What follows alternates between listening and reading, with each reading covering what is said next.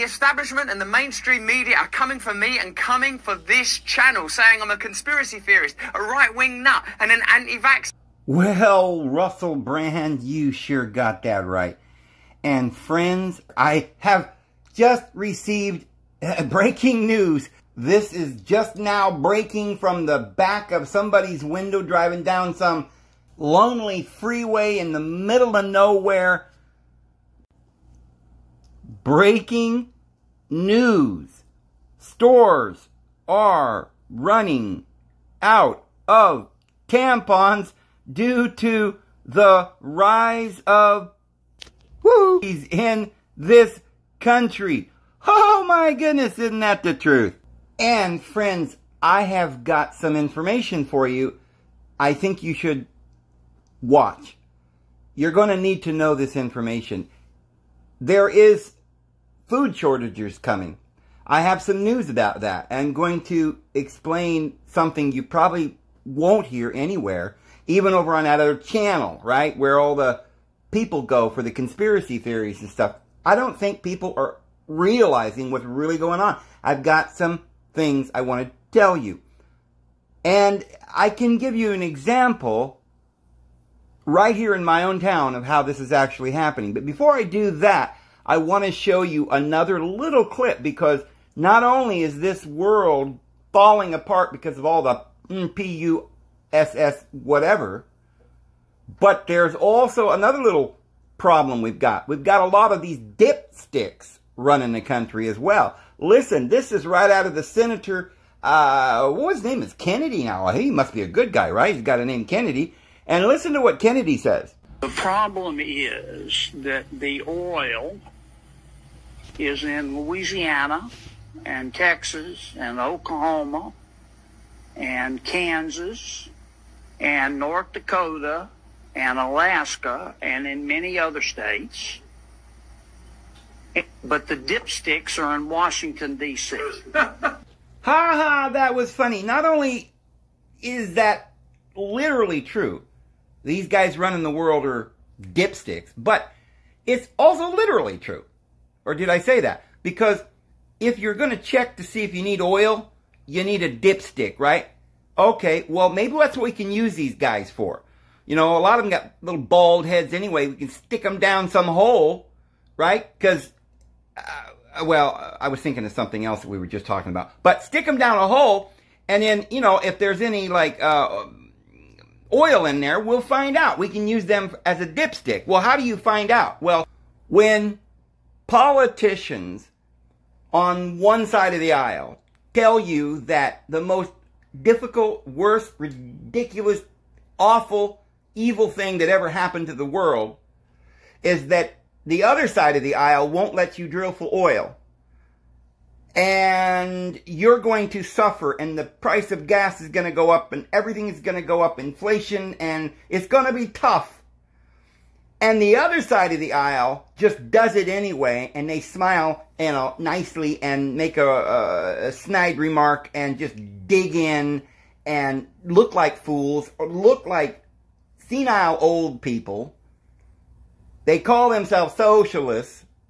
They start riots, and if the other side, this side of the aisle, is doing it anyway, and the other side says, "Oh, woe is me, we can't do anything about it," you know, that's your dipstick. See, that's how you know whether or not you really need what they're selling. Because, you see, they can't just take away the oil and make new cars out of electricity. Like, you know, Trump, his best friend is Elon Musk. He's making electrical cars. Okay, and meanwhile, he's running around, "Oh, we shouldn't be doing this. We should be drilling for oil." Why would Elon Musk be telling everybody to drill for oil? He doesn't need oil. He wants to sell his electric cars. It's a concerted effort. Donald Trump is pretending to be the good guy, while Biden is, you know, he's about gone. We'll forget him. We'll blame everything on the old senile man, him and Pelosi, the old senile drunken old lady in Congress. And we'll just rack it up to these idiots.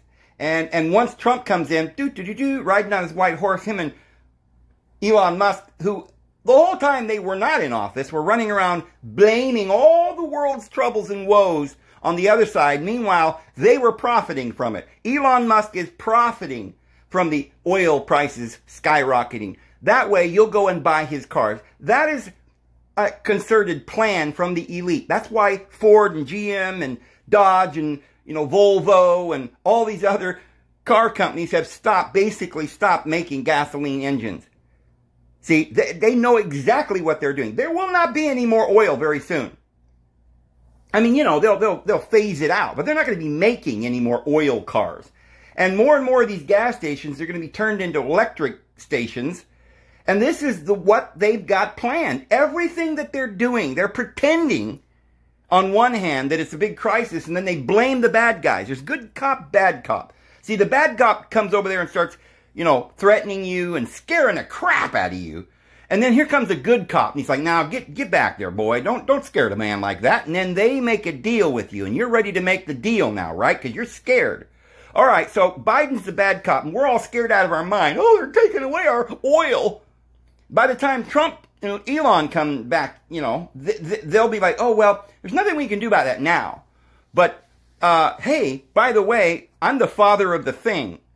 And I'm making a new world and one world government. Hey, by the way, we don't even need oil cars anymore. Well, what do you know? See how this works, friends? Let me share with you a little picture of one of our beautiful cities, I think somewhere in California. We have now become a third world country. Take a look.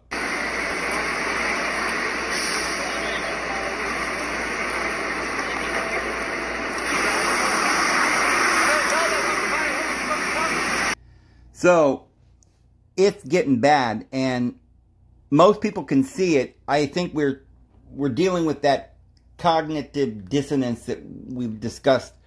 I think a lot of people subconsciously know something's going on, and there's a little bit of nervousness. And I can give you an example of what I'm saying here. I just got back from the grocery market because I had to go down and get some more milk and some water, spring water and just a few things, and eggs and things that I get, and butter. And I'm walking around, and as usual, I'm looking at all the things they're out of. But one of the things that's been bothering me, literally, it's like, I don't know why, because I know that we're running out of things. I've already accepted that. I know the food shortages are coming. Of course, I'm looking around at other people, and they're just going, they're shopping away, and they don't seem to understand or notice anything. And I don't know what's going on in the back of their mind, if they're all going, what the heck's going on here? I don't know what they're thinking. But in my mind, I'm thinking, what's wrong with people? They don't notice this is what's going on here. See, so I look over at the bread, and I've been seeing this for at least 2 or 3 months. There is no whole wheat bread at this big grocery market in this town that I live in. There's none. I mean, there are loaves of bread that say whole wheat bread. Of course, it's a lie. And we've dealt with that for years. We've talked about it. I mean, the fact that they label it whole wheat, and there's like 1 gram of fiber per serving. I wouldn't call any bread whole wheat or healthy or anything unless it had at least 3 or 4 grams per serving. Now, there are certain loaves of bread that you can go and get at the store. There used to be. We could go to the store and we get this heavy stuff, right? It's 3 or 4 grams. That's almost non-existent. Even at Walmart, they have very little selection of breads. It's mostly white and what they call whole wheat, but it's not whole wheat. It's just 1 gram per serving. And I've been seeing this. So I'm at this store, but what puzzles me here is this local grocery market that's not a Walmart has absolutely not 1 brand of actual whole wheat. Anything. Nothing. It's just all that bread that looks like white bread, but looks like they put some brown food coloring in it. There's no grains or whole grains or anything in it. And I thought, well, this is crazy.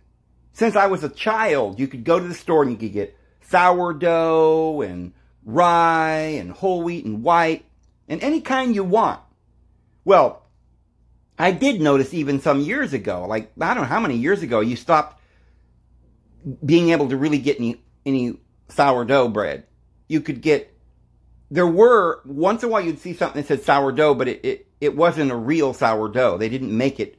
I don't even know how they are legally allowed to call it sourdough. Just like I don't know how they can legally call this stuff whole wheat. But now it's to the point at this store, and I've been shopping around at different places, and I see it everywhere. They have absolutely no real whole wheat bread or whole grain. Nothing. Not one loaf in this entire grocery market.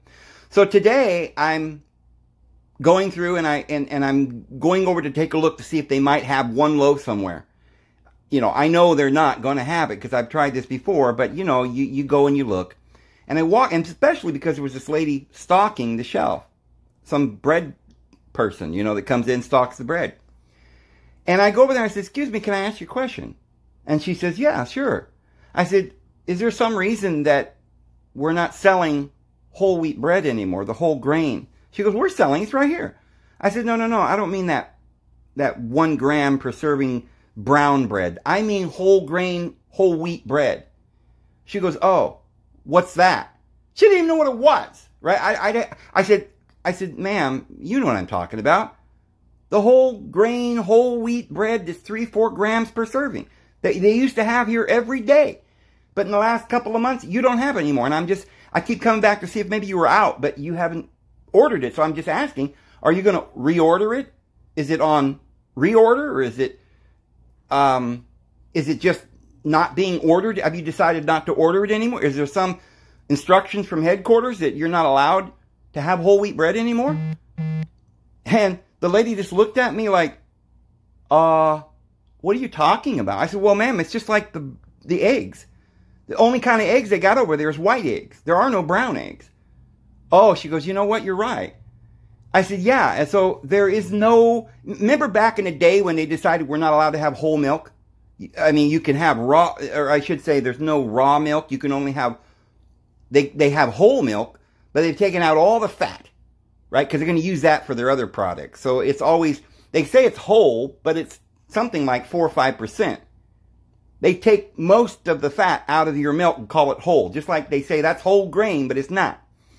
And I dealt with that years ago. They slyly brought that in because they convinced everybody before that if you don't pasteurize the milk and, you know, cook it, destroy all the bacteria, the natural bacteria that makes a child grow up with an immune system. But you've got to destroy that before it gets to the market. And I went through all of that, right? Then they were pasteurizing the honey. They were pasteurizing everything. You couldn't get any real healthy food. And then for a while, and I thought it was amazing, started these Whole Food stores, and people started, you know, even Walmart was into this organic kick. Man, for the last 10 years, it was just all this organic. I thought, what is Walmart doing? Are they joining the good side? They're starting to give us all these options. And this went on for about 5 years maybe. I don't know. I can't remember, 5 or 10 years. And now, boom, the hammer's been dropped, and there is no more organic, no more brown eggs. There is no more whole wheat bread. There is a lot. There's no meat. There's no... when you go to the aisle where the flour is, this happened 2 years ago when this whole thing started. They said, oh, well, we're out because of the thing. And so all we got is this white flour. Well, it's funny, they got white flour, but no brown, no whole wheat flour.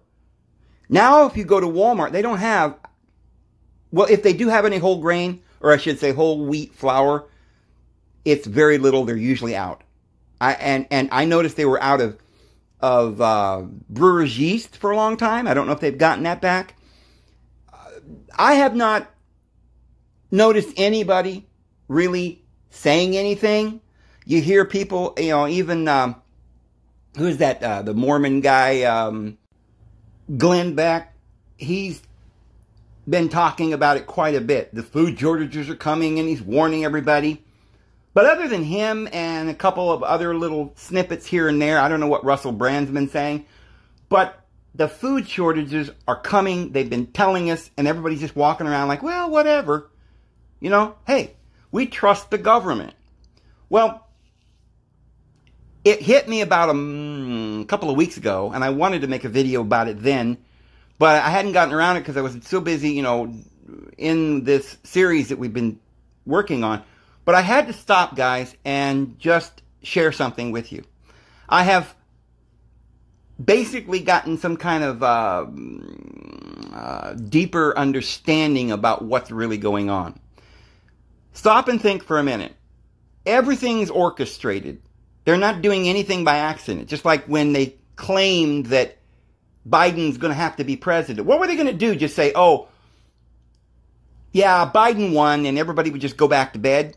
Everybody loved Trump when he was in office. Now, I even was supporting Trump back then, until he came out supporting the other thing, the warp speed.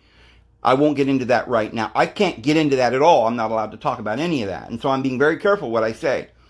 But most of the world really loved Trump. The economy was great. But they had plans to do this little thingy thing. What we're talking. Remember, that was 2 years that we went through. 3 years ago, right? We went through these 2 years. It was all orchestrated. They had an agenda. Remember, YouTube was all about that for a long time. This agenda. Everything's planned. And all of a sudden, people start thinking, oh, well, if everything's planned, then everything must be planned except for the impeachment trial, which, by the way, Trump won. If they didn't like Trump, I think they would have gotten him and he'd have been gone. I guarantee it. But it was orchestrated for some reason. They had to make it look like Trump had some enemies, and the enemies were going to take over for a while, scare everybody, but then we'd bring back Trump. See, they had to get rid of Trump for a while because they had to do some bad stuff with the bad cops. And they wanted you to believe that, don't worry, Trump's coming back to fix it all. So when you see all this bad stuff coming, it's because the bad guys, they came in, they stole the election, they did this, they did that, and now they're getting rid of our oil, right? They won't drill for oil. They're doing it openly. Why? Because they want you to know that this is happening, but it's not Trump's fault. Because Trump's out there going, we should be drilling, we should have the pipeline. But the other side's like, no, we don't care. We're just going to take it away. And in the meanwhile, the entire civilization looks like it's crumbling around us. So who do we blame? Well, we don't blame Trump because they set this all up with the impeachment trial to make us believe they hate him. Now you see that they're in court about it, but it's like the tone is kind of changed. Now all of a sudden, well, Trump probably going to win. He's probably going to run. And most of the Republicans, remember they were all against him in the hearings? They were like, I denounce this. And now they're all like, yeah, I'm going to vote for Trump. It's all orchestrated. They're all in on it. So, now that you understand that, if you get to the point where you grasp that this is all orchestrated, that they're going to bring Trump back and then say, okay, he's coming in on his white horse, everything's fine now, one world government, get down on your knees and worship the beast. Because, after all, your savior believes in government and the law and order. He's going to bring in the Noahide laws. You know what that means. We're not going to get into the politics too much. But I just want to tell you and remind you, this is all orchestrated. So, are there going to be food shortages, really? Yep, same way there's going to be war. But it's an orchestrated war, as it always is. There's a certain theater. They even call it a theater. In other words, it's just a big staged event. They go in and bomb some buildings. They put it on television, put it on 6 o'clock news every day. It's propaganda. They want you to see that. If there's anybody that's important, they get them out of there, out of the buildings. There's nobody dying over there they care about. Maybe some peasants or some people they want to get rid of. They tell them, hey, why don't you move over in this area? And then, next week there's a war there, right? Well, oh, sorry, bye-bye, So, look, everything's been orchestrated. I mean, Ronald Reagan was selling arms for Contra. That's your beloved president. You never remembered or realized that he was an actor. Well, so was Donald Trump. He was a movie, real-time, or reality TV show host. And what was the show he did? You're Fired, or what? I can never remember what that show is called. But he did that for years to promote his name. Everybody knew him because he was a TV star. And also, it portrayed Trump as this guy that could handle the economy and could fire people if he needed to and straighten out the economy and make the world a better place. So, it was a promotion. They knew what they were doing. That's why television, like the late night shows are they say they hate him, right? I was watching that guy, I don't know, one late night show guy. And he had the porn lady that supposedly claims she had an affair with Trump. I didn't want to name her name, give her any press here or whatever. But she was sitting there, and she was supposedly, they said she was going to talk about her romp with the president and what they did that night. And, they pretended to talk about some, real steamy Daniel stuff. Oops, I said the wrong word there. But they were going to talk about something steamy, right? Something lurid and suck people into watching. Well, they didn't reveal anything. This lady, Steamy Daniels, or whatever her name is, she did not actually say anything about the president, Donald Trump, that would really incriminate him in any way. It was all just a diversion. So, again, the late night guy, from Bavaria, they're all from Bavaria, they're pretending to hate Trump. But none of their revelations about Trump are ever incriminating. They never really ever say anything. You begin to realize they're not really against Trump. They're actually promoting him. Because if these Hollywood guys don't like Trump, that makes us like Trump more. And they know that. If they really hated Trump, they would come out with some expose about something he did wrong, something really wrong. Not just something he said, between, guys in a locker room. But they'd come out with something real about Trump. Remember, they have never been able to take Trump to court and get him on anything. They're literally, his lawyer was Cohen. Enough said. And Rudy Giuliani, who is like the mob boss of New York, right? Working for John Gotti. These people are corrupt to the core. And you guys think, oh, well, this old man that's, Italian, working for the mob's got to be a good guy, Dave. Why, shoot, all that stuff that he did, was great. He cracked down, frisked people as they were walking by, taking away their, rights to liberty and freedom of commerce and all the things that they took away, right? But hey, their crime went down in New York City. Really? They can manipulate the stats. All they're doing is manipulating stats. And when they got to do something bad, they'll have the bad guy do it. Some old guy that's about ready to, leave office. And he's like, well, I'll do it. I'll be the one that goes in and plays the bad guy. So what do they do this for? Well, they pretend to have a war, and it's the bad guy doing it. So Russia didn't say anything when we went in there and wiped out the Middle East. Why? Because we're working together. They could denounce us and say, well, that's not right. But we can't stop them, right? They've got their interests over there. And nobody really says anything. And we just go, whatever. Get them all. Kill them all. Let's be patriots and kill everybody. And we just go forth and nobody cares. Okay? And then later on, when something has to be done, and we've already done so much violence that the world would be like, can't do that anymore. So we'll let the Russians do it. They're the bad guy. And everybody knows we can't do anything about it because they got nuclear weapons.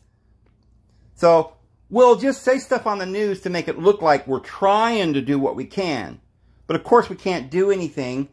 And we don't want this showdown between America and Russia to look like one side's bigger or better than the other. So we just like kind of play along. We use each other as the straw man, the scare tactic. So Russians use Americans to scare their people, and we use the Russians to scare our people, or the little rocket man or whatever. And that way we can get more taxes and build up bigger armies, which is really just millions and billions and trillions of dollars going into their pocket, building an infrastructure or a prison for us to dwell in. And we're perfectly fine with it because we believe their propaganda and their lies that somewhere out there this thing called the nuclear weapon that could kill us all. And if we don't do what the government tells us, we'll all be dead. So now their agenda is to bring in the one world government. Now, how are they going to get people to accept that they're going to only get food that the elite wants them to eat? You're not going to get any kind of your own choices. Okay, you just can't just drop that on people and say, we're not going to do that anymore. You're going to go to a grocery market and forget to bag it yourself. We're not even going to be in the store. You're going to push a button, or maybe, hey, just we'll drop it off with a drone in front of your house. Or maybe we'll just tell you what to eat. and feed you intravenously. I don't know, but they got their plans. And in order to get this world, we're advancing so fast, and they're pretending that the world's going to die and global warming if we don't go to electric cars, if we don't change. What really is going on is the businesses like Elon Musk, who's trying to sell his electric cars, is trying to phase it out and make a world which is going to get rid of a lot of the idiots and demoralize a lot of people. They can go ahead and exterminate certain classes of folks and call it, pandemic. They can claim that we've got to all be, something or others. We all got to run down and get in this line and do what they tell us and open the window and jump out, because they can get us to a place where we accept the fact that there is no way out. They have complete control. And by the way, they have to, for your own good, right? And if you're not going to submit, we'll call you crazy. You'll be the enemy of the state. We'll take you away in a little straitjacket, and your family will have been conditioned for 30, 40, 50 years to believe that, well, if the government says you're crazy, and after all, she was crying, and trembling, and she just couldn't handle it anymore. She had a nervous breakdown. They're calling it some disease, right? It's schizophrenia, or they got some word for it. Now they've got her on some Haldol, and she's drooling for 3 months and in a straitjacket, and everybody just thinks she's crazy. And by the way, don't start thinking that maybe somebody did this to her and she's not really crazy, or else we'll come and get you. Nobody wants to be labeled crazy. Nobody wants to be stuck away in a hospital somewhere. Nobody wants to go to prison. If you don't accept that you're crazy, then you might just have to go to prison. You're a political prisoner if you don't toe the line and do everything they say. Like Russell Brand was saying at the beginning of this, they're trying to make us out to be the crazy ones. So this is how they're going to bring in their one world government. But when the one world government is brought in, it's a whole new era. It's going to be a whole new age based on different principles. Now, in their mind, these are the bad guys. They're trying to bring us into slavery, total control. And one of the ways they're going to do that is by getting rid of most of the world population. That's a fact. I can't say any more about it, but that's a fact. All I'm trying to say in this video, I guess, because most of this stuff we already know, but what I'm really trying to point out is that this food shortage is coming, and it is coming within weeks, friends. I hope you've received the warning from many people and ran out and got some food stored up, and you've got a place to go when this happens. But when it happens, it is not going to be a complete food shortage where everybody will have no food whatsoever. They'll have plenty of food that they want you to eat. Okay, there will no longer be mineral spring water or anything like that. You'll have to get the water that Nestle made, right? It's got some chemical in it that at that point you won't even be able to know what's in it. You will have to eat whatever food they sell at the restaurant, at your local drive-in. You'll just take your little car and drive up to the window as, I don't know, they'll throw it in the window, and you'll take your biscuit and fake meat patties, and you'll go down the road and you'll be happy about it. Because it'll taste good. They'll probably make it taste great. Most people won't complain because they won't even like real food anymore. But they're going to have some reason or excuse for eventually people won't be allowed to go out of their home and go to the store. You'll stay at home in your little neighborhood.